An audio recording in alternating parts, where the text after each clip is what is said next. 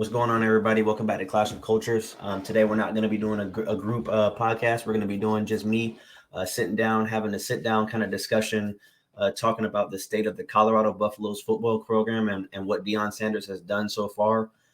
Me and my friend Christian have had a lot of dialogue regarding Deion and regarding so far what he's done, his expectations, and I kind of just wanted to have a sit down conversation and see what you guys thought in the comment sections as well. And what do you guys think the true expectations are of Colorado for the present and for, the near future, 2, 3, 4, 5 years from now, even?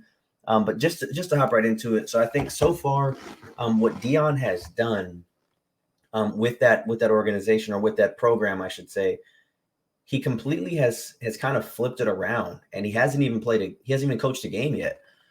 When you look at the media coverage and when you look at the amount of talent that he's brought just from Jackson State alone, and then all of the recruits that he's brought over as well, I think it's already a win. But when you're, in my eyes, if you're signing a coach for that much money, it's not okay to just garner media attention and to get the limelight and to get the games on ESPN primetime and then lose. At the end of the day, it's a winning business. It's a win or it's a lose game.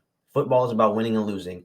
Yes, it's cool to sell out stadiums. It's cool to sell merch. It's cool to get social media likes, views, and follows and all that nonsense. At the end of the day, you need to win. If you're getting paid that much, if you're getting paid $5 million or $6 million, whatever his contract is a year, you have to win at the end of the day. Now, I'm not saying go win a national championship in your first season as a head coach in the Pac-12. That's not what I'm saying at all. But they were 1-11, 2-10 last year. You have to go at least above 500 in my eyes. You can't have a bad season, especially with all the talent you brought over and all the talent you're bringing in. You have a great coaching staff. You've recruited well already. You do have a tough schedule. If we just go over the schedule, they start off the season at TCU. Then they play Nebraska, Colorado State, at Oregon, versus USC, at Arizona State, versus Stanford, at UCLA, then against Oregon State, Arizona, Washington State, Utah. Just by briefly skimming through this schedule, I got them at going like 6-6, 5-7. But I think like 7-5 is best case scenario. Worst case scenario would be 4-8, 3-9. Realistically, they could lose a lot of these games. Now, I think in the first season, people aren't going to be like clamoring for him to be fired if he does go 3-9. But there's going to be a lot of talk and a lot of dialogue of, okay, how good is Deion Sanders really as a coach?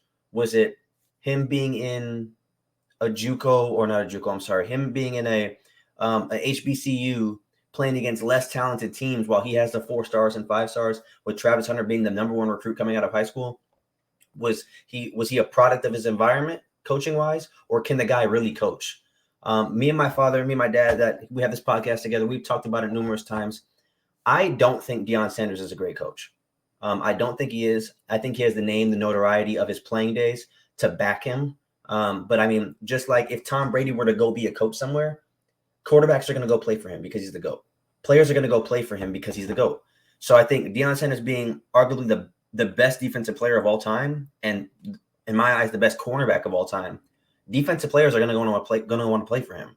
Naturally, they want to go play with him. They want to go play with somebody who they can relate to as far as fashion and the culture. And Deion Sanders is the culture kind of guy. He was the first one to really bring out the swag in the NFL and in sports in general, to be honest. So players are going to naturally gravitate towards him. So I really don't know how good of a coach he is. It's yet to be seen. I think this year is going to do a lot as far as us seeing, can the guy really coach when he has to go against teams who have 4 stars and 5 stars? Do I think he's going to do extremely bad? No, like I said, I think he'll be 6-6, 7-5 at best, but I can see it going south. But just to kind of like talk about his coaching style, I'm sure you guys have seen this. It was a couple days ago, but he has all of his players numberless in spring camp, spring football. Everybody is just blank. Their jerseys are blank. No one gets a number. That's one thing I do like. I do like that he's turning everything into like a competition. He's turning everything into you have to earn it. And I respect that. I just don't respect the other little antics he does, like you guys need to get out of here. I already got people coming in, stuff like that. I don't think that's a constructive way of coaching. And mind you, I've never coached in my life, not even at the Pop Warner level. I never coached, obviously, at D1. But I just think there's a fine line between coaching and kind of being an ass. But at the end of the day, if it works for him, it works for him. You know what I mean? But I think the whole number situation, I like that. But the only reason why I don't like it is he's showing extreme favoritism to his son. He basically said that his son gets number 2. His son doesn't have to earn it. I don't like that, considering that his son wasn't even on the team last year.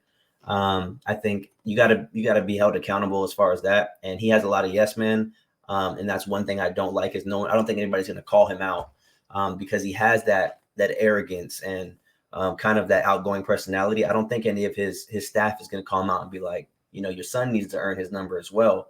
But that's just my opinion. What do I know at the end of the day? But that is one thing I do like as far as earning the numbers. And basically what he said in his video was, let's say that, for example, you viewer, me and you both want number 4. And me and you are basically going to compete all spring.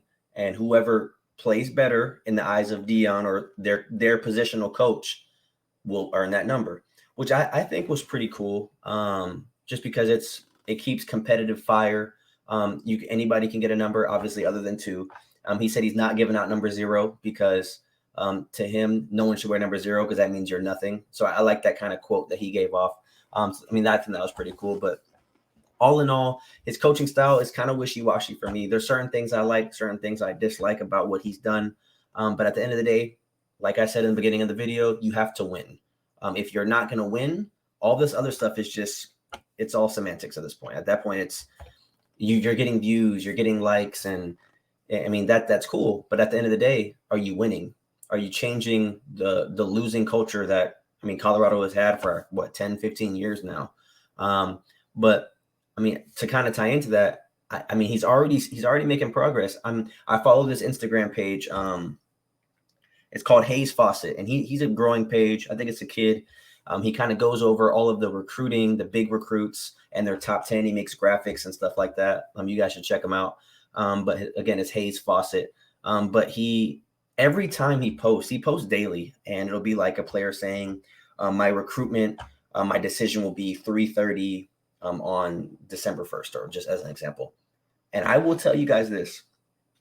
When I started taking Colorado a little bit more serious was damn near on every post, a high school player has Colorado in the top 5, top 8, top 3. A few of them have gone obviously, but just the fact that Deion is able to kind of weasel his way in with pretty much recruits across the entire country. There's not a specific pipeline or specific state that he's working in. For example, like Ohio State, they can recruit pretty much anywhere. But when you look at teams like UCLA, you don't see teams like UCLA recruiting in the East Coast or in Texas or in Florida. Colorado is legitimately recruiting across the entire country just based off of Deion Sanders' name alone.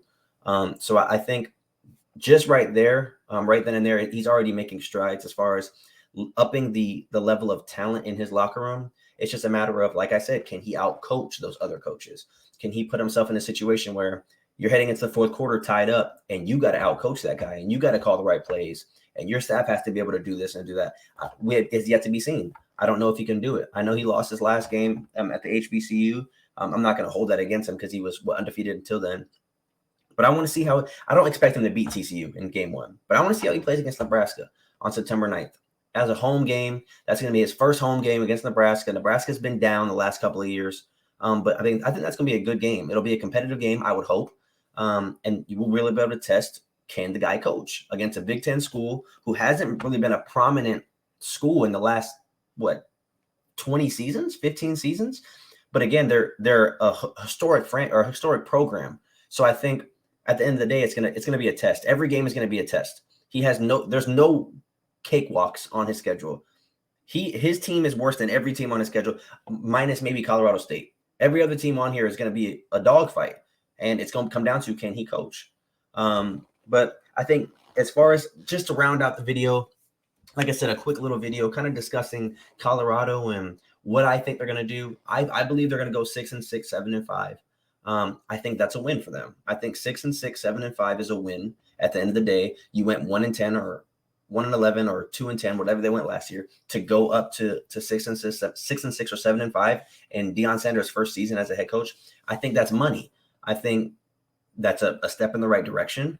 I think that's just going to further and more solidify his case as a good coach. As of right now, like I said, I'm not sold on him. I know my dad is sold on him. I'm not sold on him. I don't know if he can get the job done as a head coach. As a football player, of course. Like I said, he's one of the GOATs. But as a coach, it's yet to be seen. But until then, I mean, we'll have to kind of see what happens. But I think I'm gonna make this a like a little series, kind of breaking down teams and off-season stories. Let me know what you guys think down below in the comment section. What teams you guys would like me to break down, what teams you guys would like me to talk about, no matter the sport. We can really do this with any sport. But I thought Colorado was an interesting one with obviously all the Deion news and their kind of off-season storyline. But yeah, drop your take down below what you think their record is going to be. What do you think about his coaching style and with their overall expectation for the next couple of years? But as always, appreciate you guys for stopping by. If you guys have not already, please smash the like button, hit the notification bell, subscribe for more of this kind of content. We're really going to get back to the grind, man. We've been kind of slacking. Real life's been kicking our butts. Both of us, our schedules are a little off, me and my dad. So I'm really going to sit down, make a lot of videos, start pumping these out for you guys. So that way it's more content for you guys to enjoy. Because I like making these videos. I talk about college football and NBA and NFL, even a little baseball on a daily basis. So to sit down and do it for half an hour or an hour or two, whatever the case may be, it's really enjoyable for me. So at the end of the day, this is just the beginning. Hopefully that it kind of gets a little bit more traction and we get a little bit more dialogue in the chat and the comment sections, and we kind of go from there. But again, appreciate you guys. Peace out.